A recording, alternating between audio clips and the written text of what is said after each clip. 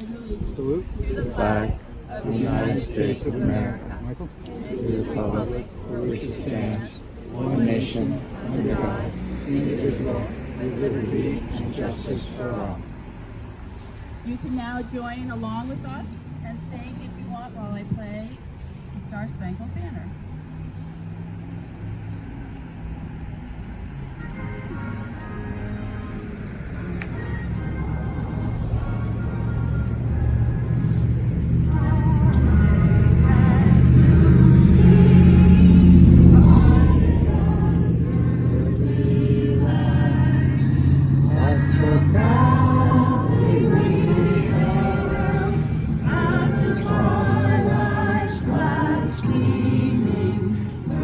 Stripes and bright stars through the perilous fight, o'er the ramparts we watched, were so gallantly streaming on the rockets from below.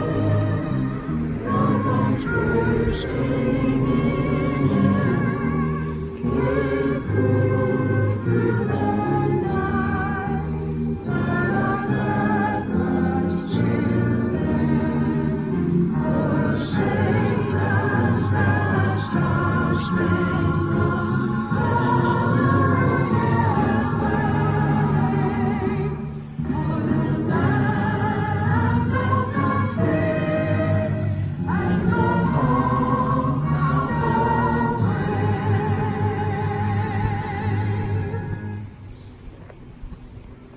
Please post the colors.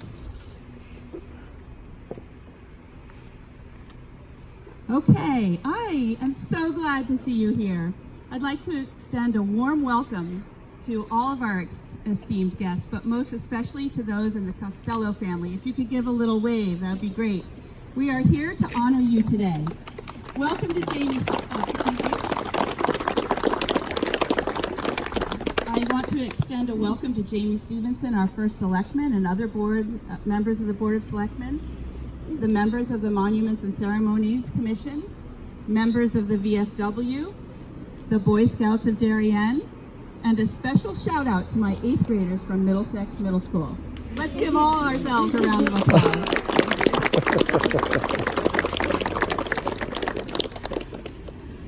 We are here today because in Darien we realize it is a blessing and an honor to have among us those who have served their country and served their town in honorable ways. These people have taught us what it means to be a good citizen.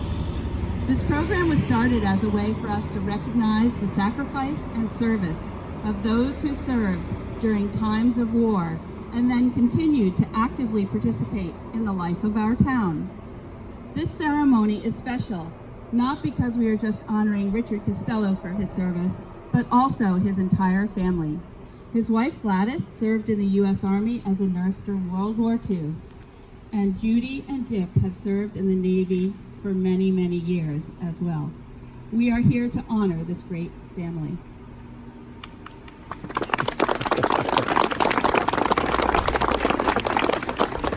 I'd like to welcome Jamie Stevenson to the microphone as she has something very special to read. Thank you very much, Lucy. Everybody, the Costello family, it's wonderful to see you here. And a special thanks to the Monuments and Ceremonies Commission for their work in putting together this extraordinary program, and to the Darien Police Department for running interference for us today on West Avenue. I have a proclamation in your honor today. Whereas Richard F. Costello, a longtime resident of Darien and an active member of the Darien community, bravely served his country in the United States Navy. Richard served his country during World War II as quartermaster, second class from January 11, 1943, until his honorable discharge on January 15, 1946.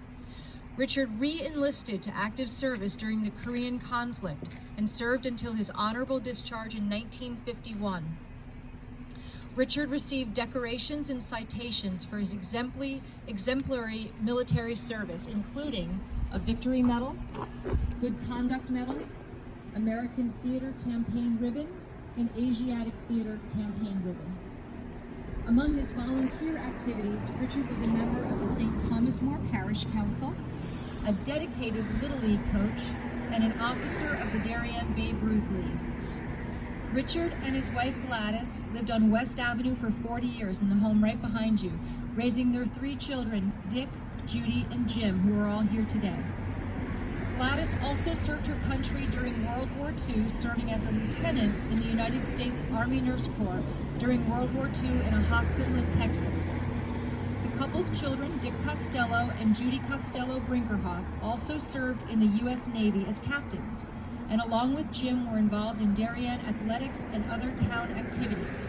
Now therefore I, Jamie Stevenson, First Selectman of the town of Darien, by virtue of the authority vested in me, do hereby announce and proclaim Sunday, November 3rd, 2019, to be Costello Family Day, and ask for our residents to join us in recognizing the family's accomplishments, dedication, and loyal service to the town of Darien and to the people of the United States. Thank you so very much, and congratulations.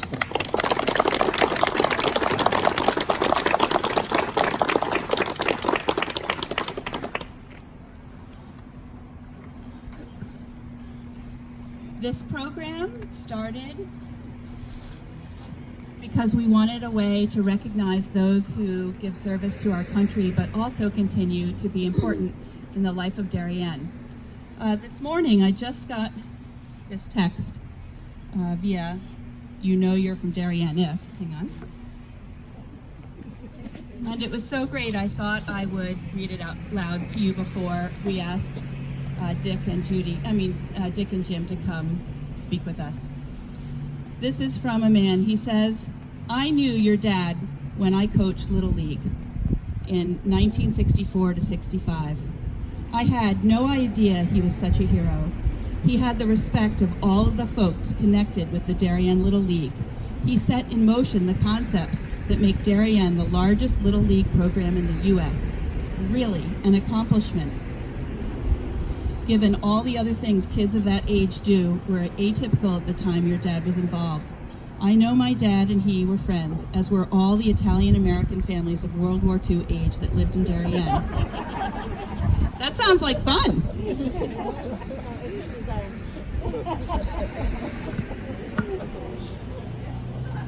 This is why I hate technology.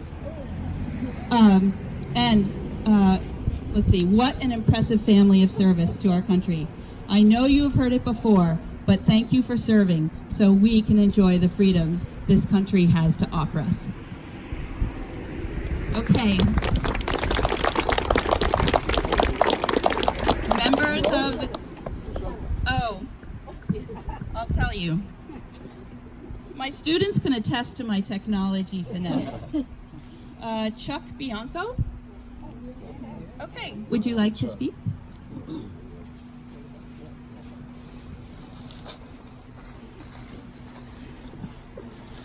Thank you, everyone. Thank you for being here.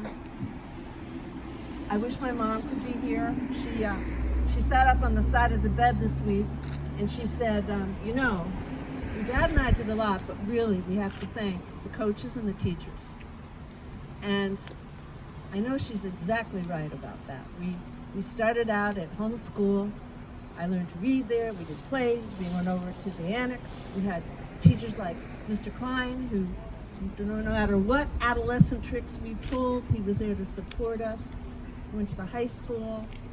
Wonderful teachers like Winifred Stone, who inspired us in Latin, and Mr. Adams, and the great CSI history team of Burgess and Baker always pushed us, always taught us to go for the highest standard. They were rigorous, they believed in us. It was always about the bond between the teacher and the student. And in many ways, that has continued with this ceremony. Lucy's exercise here, her opportunity, gave me, the self-proclaimed nerd of the family, the opportunity to go to the attic and pull out those discharge papers and take a look at where my father had served. Look at the conduct medals, look at the awards, I looked at my mother's discharge papers and where she had served, and she had a letter from President Truman thanking her for her service. She also had a letter dated 1947, after the end of the war, awarding her a commission, because women were not awarded commissions during World War II. So it wasn't until 1947 that she was eligible for the GI Bill. I looked at my father's papers when he was called up to Korea, and I saw that Dick was a newborn. I said, and I said to my mother, how did you do this? She said, I don't know. I don't remember anything. I had a newborn and a 1-year-old, and your father was gone. And I look and I think about that, and what did we learn as students about World War II? There was nothing in the textbook. We learned from Mr. Poche, from Mr. Border, from Mr. Connell, from Coach Marr, from all of the people, Mr. Erickson, the people around here. I learned about the war from the people we grew up with and from our teachers. And so when I talked to my mother, it also brought me to talk to my mother and ask her about things like, Mom, why didn't you deploy? You were an Army nurse, but you didn't deploy. She said, Judy, I was only 99 pounds. They wouldn't send me. I was working in the OR 16 hours a day, and I wasn't sturdy enough to be sent overseas.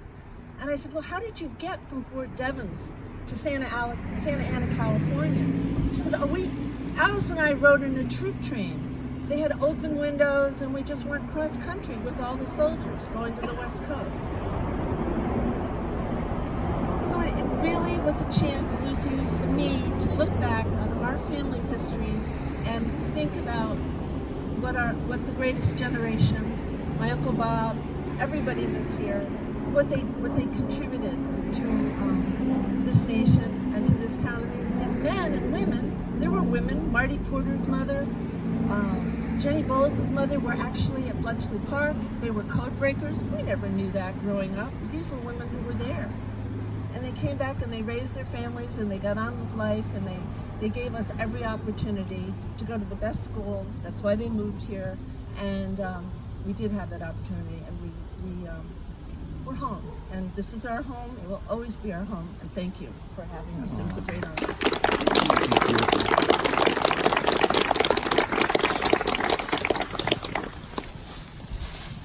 The first thing you have to know is that lawn right there behind you, in the late 50s and early 60s, that was the official neighborhood football. The ground rules are pretty simple. The ball goes in the street, ground rule double. Ball in the trees or on the roof, home run, everything else is in play. Run it out.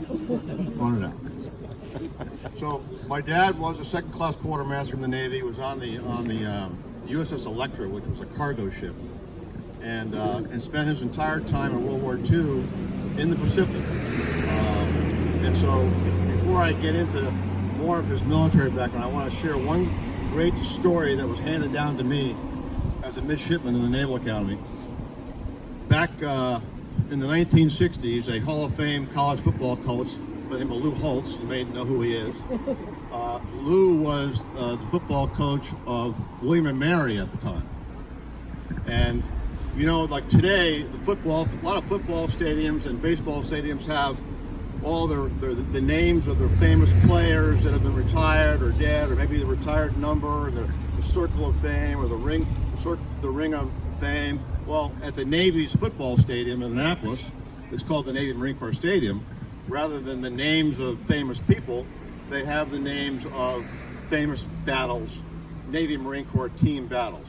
Well, the vast majority of the war in the Pacific was all Navy Marine Corps amphibious kind of assaults and battles.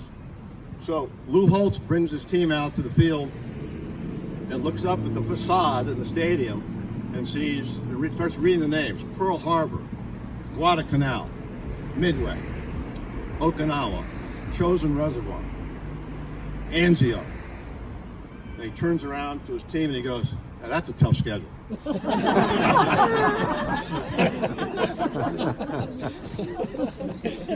So, all right, so, you know, growing up, my dad would tell us sea stories, and most of them you're not cleared to have. I mean, but they were humorous. They were humorous sea stories about how he orchestrated a craps game in the ship's laundry, how he commandeered an MP's Jeep, you know, to drive around town.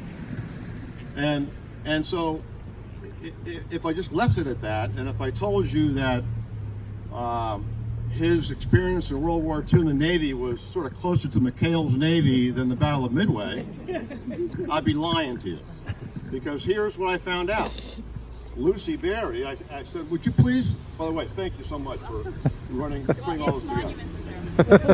But I found out that once I found Judy put this package together for my dad in a nomination package, and it had all the information in it, I emailed Lucy and said, could you email me this package so I have an idea of what the criteria was and what some of the accomplishments were? Well, in it was my dad's DD-214. Now, those of you who don't know what a DD-214 is, it's probably the most important document you can have as a veteran. It's a very cryptic 1 to 2 page piece of paper, but it tells you every single thing this guy's ever done in the military. When he enlisted, when he got discharged, what his duty stations were, awards that he received, Training. and so here's what I found out. And I got to take the list out because I don't want to miss it. But you had mentioned it. But he had 7 award medals, but one medal in particular was the Asiatic Pacific Medal, and it had 7 stars on it. Well, those 7 stars represent campaigns or specific battles.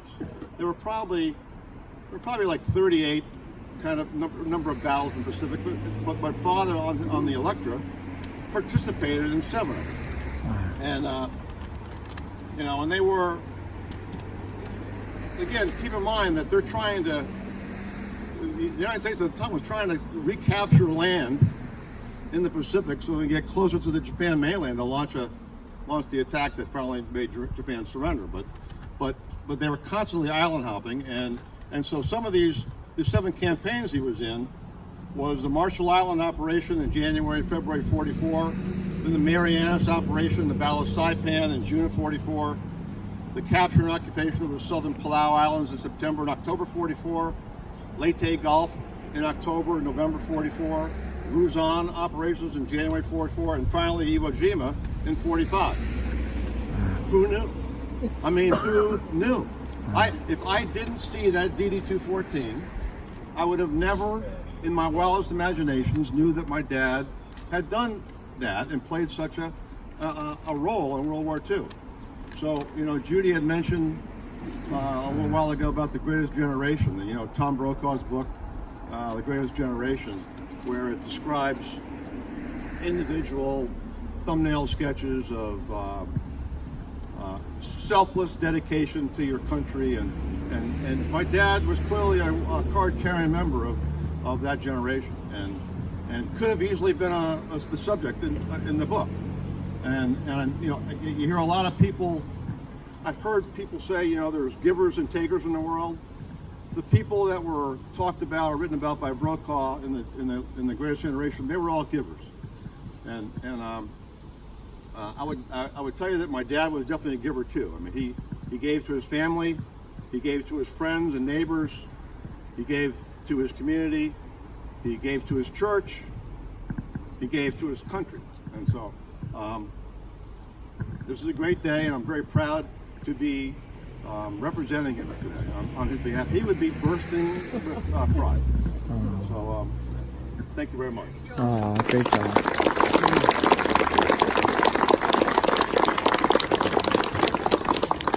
First, thank you everybody for taking time on your day off to come out here and celebrate with us. Lucy, to the Monument Committee, thank you.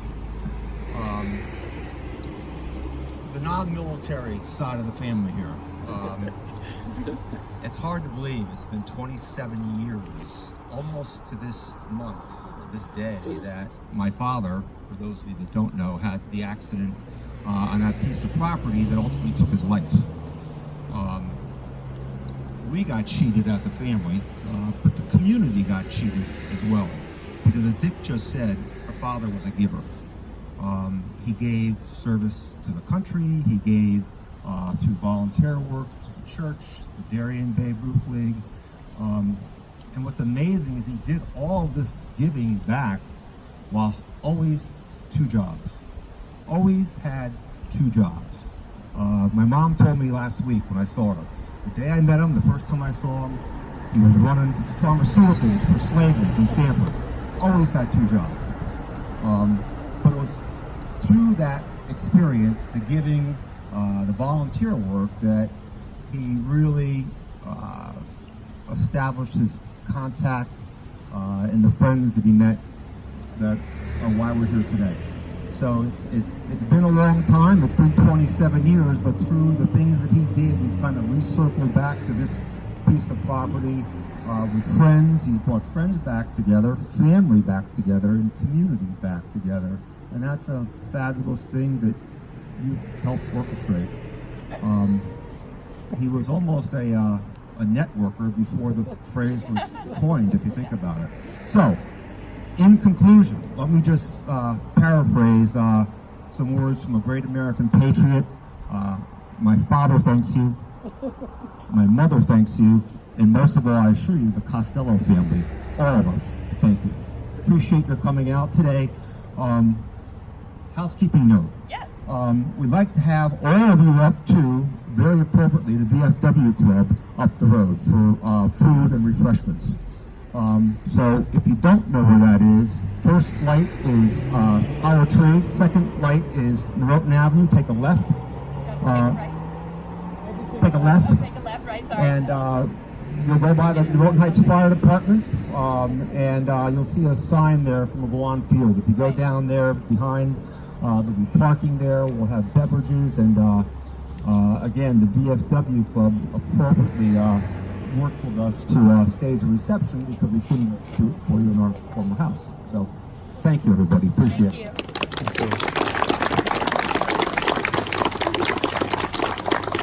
I'd like to introduce Connor Blanky, who is going to do a reading of a poem.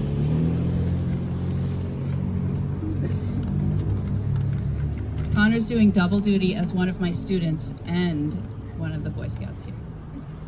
Same with Drew here. A Sailor You Be, a poem by Noel Payne. Have you felt salt spray upon your face? Have you seen porpoise at the bow keeping pace? Have you viewed seabirds above the wake in flight? Have you fixed on a star at sunset shining bright? Has there been a time to save a shipmate? Has the roll of the deck ever kept you awake? Has the vastness of the sea left you feeling alone? Has a foreign port made you wish you were home? If you have weighed anchor from calm shelter, if you have crossed the equator at noontime swelter, if you have stood on your watch on a pitching deck, if you have made landfall on the horizon a speck, when you have secured the decks for the night to turn in, when you have mustered at sunrise, say a new day begin, when you have dogged down hatches in mountainous sea, when you have all known all these things, a sailor you be. Thank you for your service.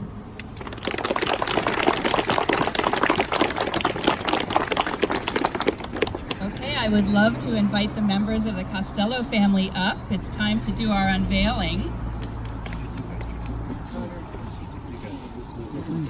You two fellas. Come this way. Untie the bow and fold up.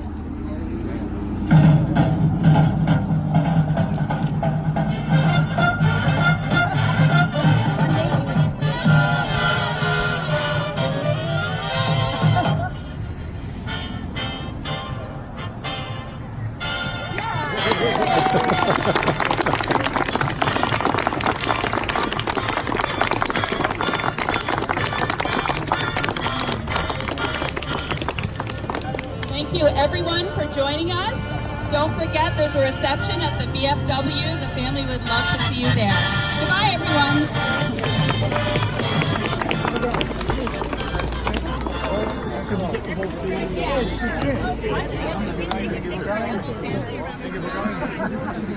I know you're fine. Everybody works hard. That's good.